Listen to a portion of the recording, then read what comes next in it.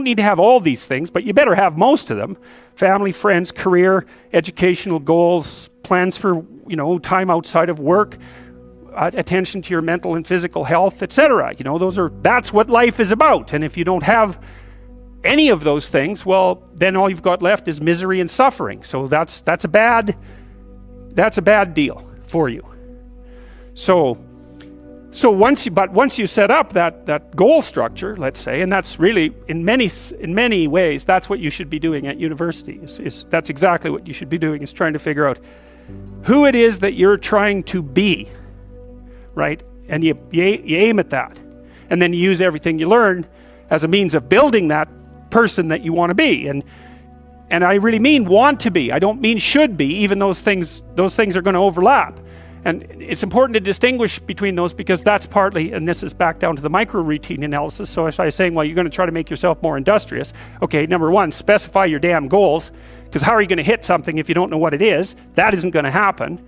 And often people won't specify their goals too, because they don't like to specify conditions for failure. So if you keep yourself all vague and foggy, which is real easy, because that's just a matter of not doing as well, then you don't know when you fail. And people might say, well, I really don't want to know when I fail, because that's painful. So I'll keep myself blind about when I fail. That's fine, except you'll fail all the time then. You just won't know it until you've failed so badly that you're done. And that can easily happen by the time you're 40. So I would recommend that you don't let that happen. So that's willful blindness, right? You could have known, but you chose not to. Okay, so once you get your goal structure set up, you think, okay, if I could have this life, looks like that might be worth living, despite the fact that it's going to be, anxiety provoking and threatening, and there's going to be some suffering and loss involved and all of that. Obviously, the goal is to have a vision for your life such that, all things considered, that justifies your effort. Okay, so then what do you do? Well, then you turn down to the micro routines. It's like, okay, well, this is what I'm aiming for. How does that instantiate itself day to day, week to week, month to month? And that's where something like a schedule can be unbelievably useful. Google Calendar. It's like, make a damn schedule and stick to it. Okay, so what's the rule with the schedule? It's not a bloody prison. That's the first thing that people do wrong. They say, well, I don't like to follow a schedule. Well, it's like, well, what kind of schedule are you setting up? Well, I have to do this, then I have to do this, then I have to do this, and then I just go play video games, because who wants to do all these things that I have to do? It's like, wrong. Set the damn schedule up so that you have the day you want. That's the trick. It's like, okay, I've got tomorrow. If I was going to set it up so it was the best possible day I could have, practically speaking, what would it look like?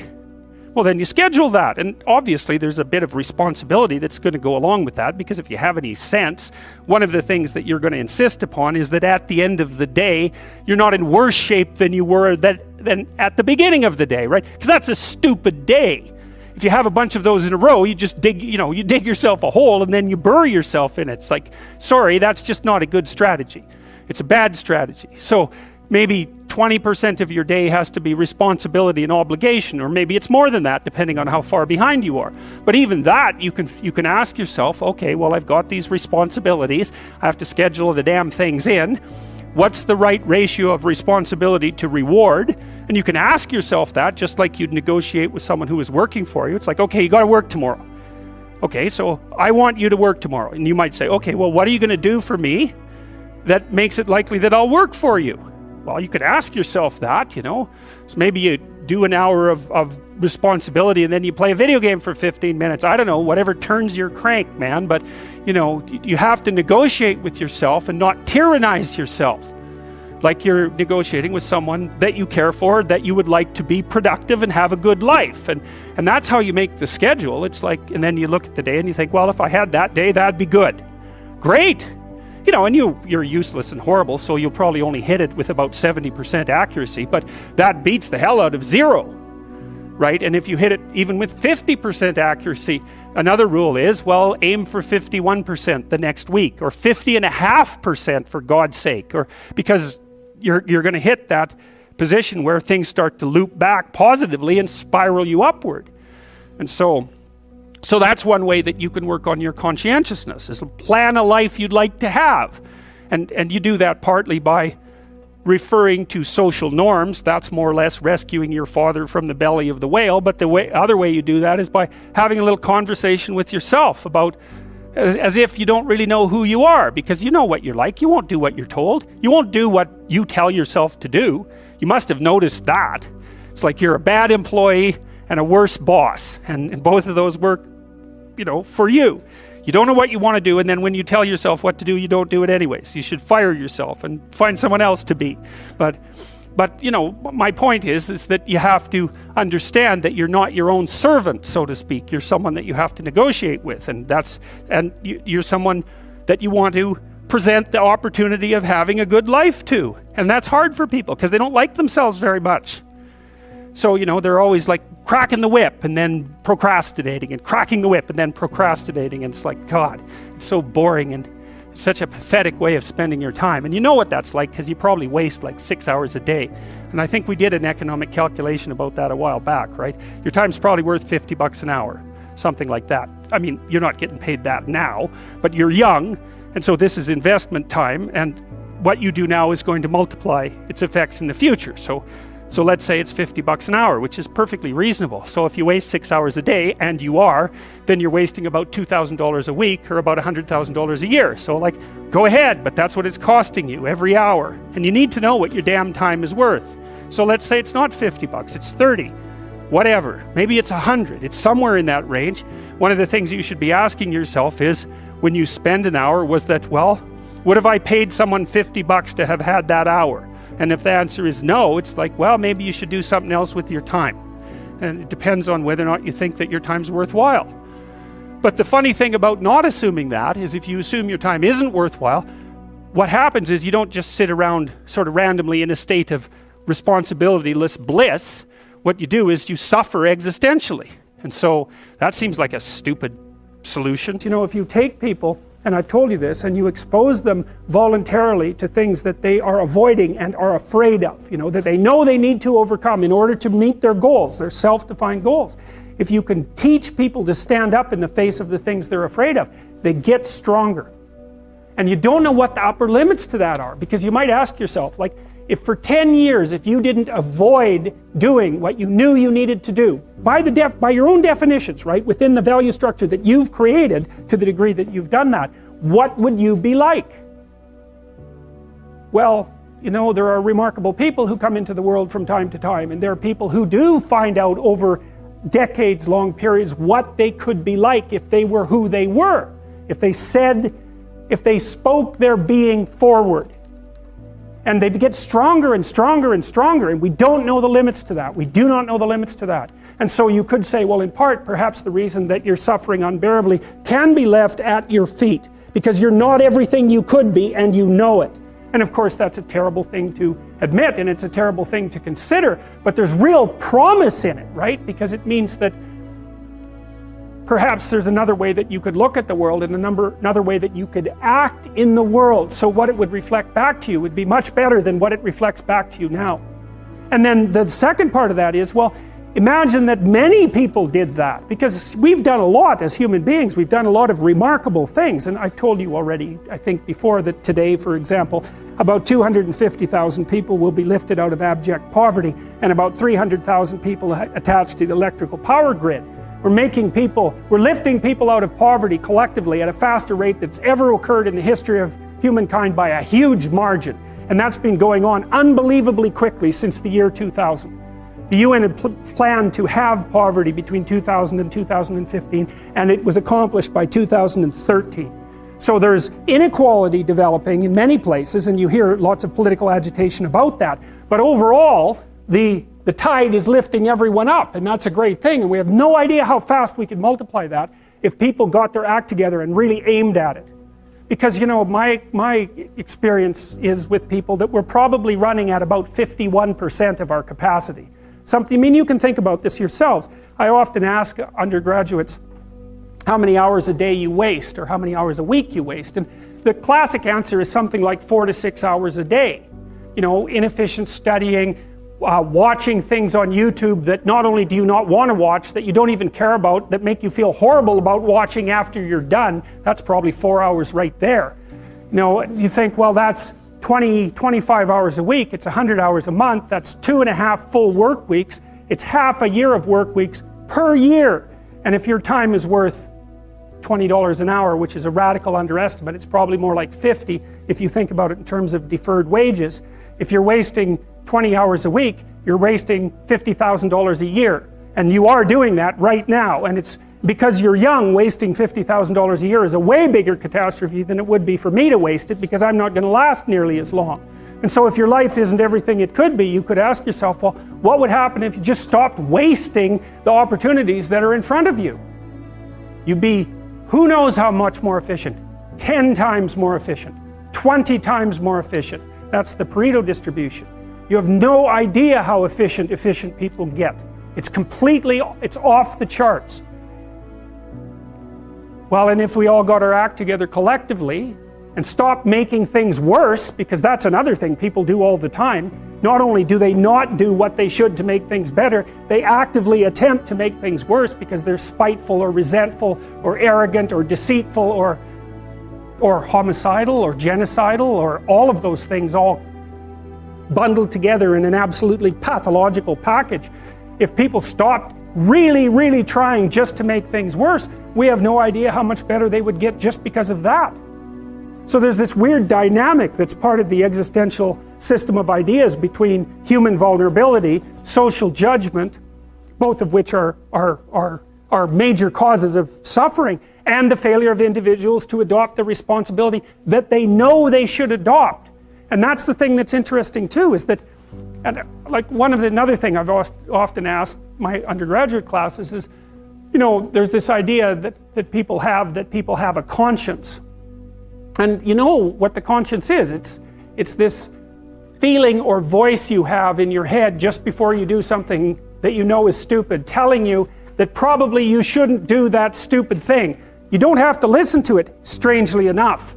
But you go ahead and do it anyways, and then, of course, exactly what the conscience told you was going to happen inevitably happens, so that you feel even stupider about it than you would if it happened by accident. Because you know, I knew this was going to happen, I got a warning it was going to happen, and I went and did it anyways. And the funny thing too is that conscience operates within people, and we really don't understand what the hell that is. So you might say, well, what would happen if you abided by your conscience for 5 years or for 10 years? What sort of position might you be in? What sort of family might you have? What sort of relationship might you be able to forge? And you can be bloody sure that a relationship that's forged on the basis of who you actually are is going to be a lot stronger and more welcome than one that's forged on the basis of who you aren't. Now, of course, that means that the person you're with has to deal with the full force of you in all your ability and your catastrophe, and that's a very difficult thing to negotiate. But if you do negotiate it, well, at least you have something, you have somewhere solid to stand, and you have somewhere to live, you have a real life. And it's a great basis upon which to bring children into the world, for example, because you can have an actual relationship with them instead of torturing them half to death, which is what happens in a tremendously large minority of cases. Well, it's more than that too, because, and this is what I'll close with, and this is why I wanted to introduce Solzhenitsyn's writings to you. You see, because it isn't merely that your fate depends on whether or not you get your act together and to what degree you decide that you're going to live out your own genuine being. It isn't only your fate, it's the fate of everyone that you're networked with. And so, you know, you think, well, there's 7 billion people in the world. We're going to peak at about 9 billion, by the way, and then it'll decline rapidly. But 7 billion people in the world, and who are you? You're just one little dust mote among that 7 billion, and so it really doesn't matter what you do or don't do, but that's simply not the case. It's the wrong model, because you're at the center of a network. You're a node in a network. Of course, that's even more true now that we have social media. You'll know 1,000 people, at least over the course of your life. And they'll know 1,000 people each, and that puts you one person away from 1 million, and 2 persons away from 1 billion. And so that's how you're connected, and the things you do, they're like dropping a stone in a pond. The ripples move outward, and they affect things in ways that you can't fully comprehend, and it means that the things that you do and that you don't do are far more important than you think. And so if you act that way, of course, the terror of realizing that is that it actually starts to matter what you do. And you might say, well, that's better than living a meaningless existence. It's better for it to matter. But I mean, if you really asked yourself, would you be so sure if you had the choice? I can live with no responsibility whatsoever. The price I pay is that nothing matters.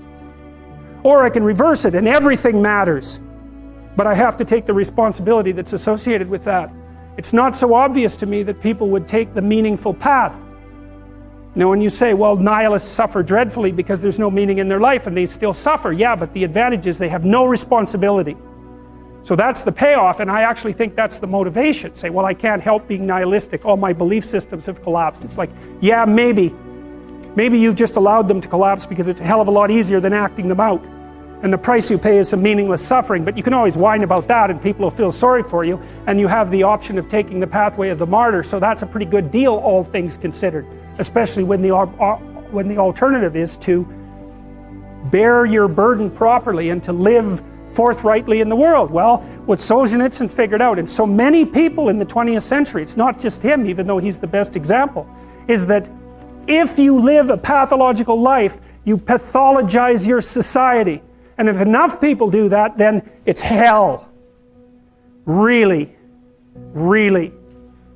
And you can read the Gulag Archipelago if you have the fortitude to do that, and you'll see exactly what hell is like. And then you can decide if that's a place you'd like to visit, or even more importantly, if it's a place you'd like to visit and take all your family and friends. Because that's what happened in the 20th century. How to think about motivation? We'll think about it from the hypothalamic perspective. So we could say one thing that motivation does is set goals. We could say that emotions track progress towards goals. And I'm going to use that schema even though it's not exactly right. So you say, well, motivation determines where you're going to aim. So if you're hungry, you're going to aim at something to eat. And then that will organize your perceptions so that you zero out everything that isn't relevant to that task, which is almost everything. You concentrate on those few things that are going to facilitate your movement forward. When you encounter those things, that produces positive emotion as you move through the world towards your goal, and you see that things are laying themselves out that facilitate your movement forward. Those things cause positive emotion. And if you encounter anything that gets in the way, then that produces negative emotion, and it can be like threat, because you're not supposed to encounter something that gets in the way. It can be anger, so that you move it away. It can be frustration, disappointment, grief. Those would, if you had a response that serious to an obstacle, it would probably punish the little motivated frame right out of existence. You know, so you walk downstairs and, I don't know, the contracting company has set a wrecking ball through your kitchen. It's like, that's going to be disappointing. You're not going to keep eating the peanut butter sandwich in the rubble. That little frame is going to get punished out of existence, and some new goal is going to pop up in its stead. And you know, one of the things we're going to try to sort out is how do you decide when you've encountered an obstacle that's so big that you should just quit and go do something else? Because that's not obvious. You know, and you can get into counterproductive persistence pretty easily. So we don't know how people solve that problem. It's a really complicated one. So anyways, we're going to work on that scenario. Your hypothalamus pops up micro goals that are directly relevant to biological survival. That produces a frame of reference. So it's not a goal, it's not a drive, and it's not a collection of behaviors. It's a little personality. And the personality has a viewpoint, it has thoughts that go along with it. It has perceptions, it has action tendencies, all of that. You can see this in addiction, most particularly. So one of the things that you find often with people who are alcoholic is they lie all the time. And that's because when they've built a little alcohol-dependent personality inside of themselves, or a big one, maybe it's 90% of their personality, and one of the things that consists of is all the rationalizations that they've used over the years to justify their addiction to themselves and to other people. And so the addiction has a personality. You know, and so when the person is off, or maybe they're addicted to meth or something like that, where the addiction is more, it's more short-term powerful than I would say than an alcohol addiction. They'll say anything. And the words are just tools used to get towards the goal. And if they happen to be deceptive, whatever, it doesn't matter. They're just practical tools to get towards the goal. And then when you get towards the goal and you take a nice shot of meth or something like that, you reinforce all those rationales that you used to get the drug, and then the next time you're even a better deceiver and liar. So, okay, so we're going to say motivations, one way of thinking about it is they set goals, but it's not the right way of thinking about it. they produce a whole framework of interpretation. And so we're going to think about that framework of interpretation. And then emotions emerge inside of that.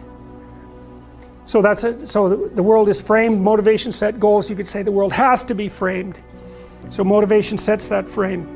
Goals, emotions, perceptions, and actions. And then actions track progress. So positive emotion says you're moving forward properly towards your goal. And if you encounter something you don't expect, you stop. That's anxiety. It's like, oh, we're not where we thought we were. And so we don't know what to do. So we should stop because we don't know where we are or what we're doing. Stop, frozen. And then the more powerful negative emotions like pain, they might make you get out of there. So emotions, forward, stop, reverse. That's your emotions within that motivated frame. So, and that's another example of how your mind is embedded in your body. Your emotions are like they're offshoots of action tendencies. That's the right way to think about it. Because action is everything, fundamentally. So what are some basic motivations? Most of these are regulated by the hypothalamus, by the way, and that tells you just how important a control system it is. The other thing that's useful to know about the hypothalamus is that it has projections going up from it that are like tree trunks, and inhibitory projections coming down that are like grapevines. So you can kind of control your hypothalamus as long as it's not on too much, but if it's on in any serious way, it's like it wins. So partly what you do to stop yourself from falling under the dominion of your hypothalamus is to never ever be anywhere where its action is necessary, right? You don't want to go into a biker bar because you might find yourself in a situation where panicked defensive aggression is immediately necessary. You probably don't want that. You don't want the panic, you don't want the terror, you don't want the frenzied fight, you don't want any of that. You don't want to have to run away in absolute panic. So you just don't go there. And a huge part of how we regulate our emotions is just by never going anywhere where we have to experience them. And so that has very little to do with internal inhibitory control and everything to do with staying where you belong. The Myth of Mental Illness by Thomas Szasz, S-Z-A-S-Z. It's a classic. You should read it. If you're interested in psychology, read it. Like, it's a classic. And he basically said, most people have problems in living, they don't have psychological problems. And so I've experienced, despite my love for the psychoanalysts, very frequently what I'm doing as a therapist is helping people have a life that would work.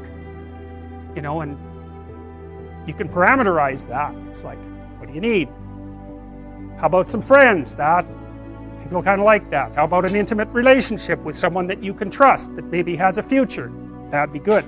How about a career that puts you in a dominance hierarchy somewhere, so at least you've got some possibility of rising, some possibility of stabilizing yourself, and a schedule and a routine, because no one can live without a routine. You just forget that. If you guys don't have a routine, I would recommend, like, you get one going, because you cannot be mentally healthy without a routine. You need to pick a time to get up. Whatever time you want, but pick one and stick to it, because otherwise you dysregulate your circadian rhythms and they regulate your mood. And eat something in the morning. I've had lots of clients who've had anxiety disorders. I had one client who was literally starving. Very smart girl. There's very little that she liked. She kind of tried to subsist on like half a cup of rice a day. She came to me and said, I have no energy. I come home, all I want to do is watch the same movie over and over. What, like, is that weird? And I thought, well, it depends on how hard you work. You know, it's a little weird, but whatever. It's familiar. You're looking for comfort. So I did an analysis of her diet. It's like 3/4 of a cup of rice. It's like, you're starving. Eat something. You know, you'll feel better. So she modified her diet and all her anxiety went away and she had some energy. It's like, yeah, you gotta eat. So a schedule, that's a good thing, man. Your brain will thank you for it. It will stabilize your nervous system. With a bit of a plan, that's a good thing. You need a career, you need something productive to do with your time, you need to regulate your use of drugs and alcohol, most particularly alcohol, because that does in a lot of people. You need a family, like the family you have, your parents and all that. It'd be nice if you all got along, you could work on that, that's a good thing to work on, and then, you know, you probably need children at some point, and that's life.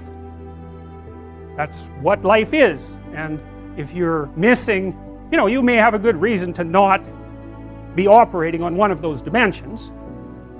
It's not mandatory, but I can tell you that if you're not operating reasonably well on 4, I think I mentioned 6, if you're not operating reasonably well on at least 3 of them, there's no way you're going to be psychologically thriving. And that's more pragmatic in some sense than psychological, right? Human beings have a nature, there's things we need. And if we have them, well, that's good. And if we don't have them, well, then we feel the lack. And so behaviorists, behavioral psychologists concentrate a lot more on that sort of thing. You know, it's practical. It's like strategizing. Make a career plan. Figure out how to negotiate, because that's bloody important. Figure out how to say what you need. Figure out how to tell the truth to people. Figure out how to listen to your partner in particular, because if you listen to them, they will actually tell you what they want, and sometimes you can give it to them and maybe they'll return the favor. And if you practice that for like 15 years, well, then maybe you're constantly giving each other what you want. Well, hooray, that would be good.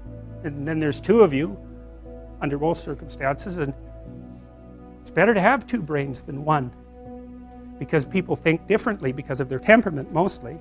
And so the negotiation is where the wisdom arises, and it's part of the transformation, the psychological transformation that's attendant on an intimate relationship, and one of the fundamental purposes of a long-term intimate relationship.